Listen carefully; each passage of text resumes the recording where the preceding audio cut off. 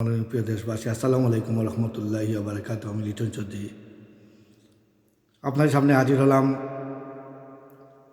বাংলাদেশের 54 বছর প্রায় হয়ে গেছে, কিন্তু আমরা এই 54 বছরে আমরা বাংলাদেশ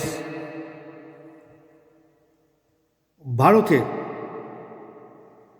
যে কিভাবে আমরা ভারতকে অগ্রাধিকার দেই, সব কিছুতে ভারতের দালালি করি। এটা আমার মনে হয় স্বাধীনতার পর থেকে এই 54 বছর আমরা এই শিক্ষাটাই পেয়েছি।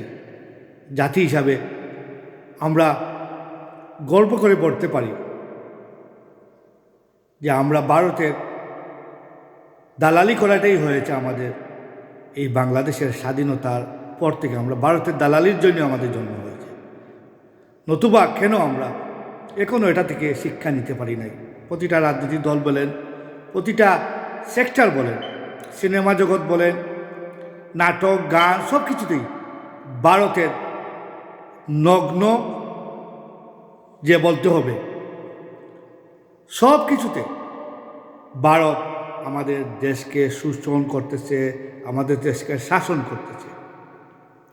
এটা থেকে মুক্তির একমাত্র উপায় গত জুলাই যে আন্দোলন, সেই আন্দোলনে আমরা কিছুটা না হয় ভারত থেকে মুক্ত হয়েছি বটে, কিন্তু এখনও পুরোপুরি মুক্ত হতে পারিনি। তো প্রিয় দেশবাসী, এই নির্বাচনই হলো আমাদের এর জবাব।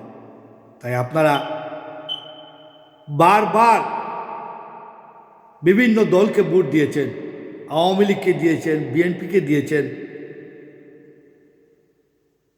আপনারা অন্য অন্য দল জাতীয় পার্টিকে দিয়েছেন, কিন্তু এরা সবই পর্যায়ক্রমে দেখা গেছে আওয়ামী লীগ ভারতের হয়ে দালালি করছে, জাতীয় পার্টি তো কমপ্লিটলি ভারতের দালাল, আওয়ামী লীগও ভারতের দালাল।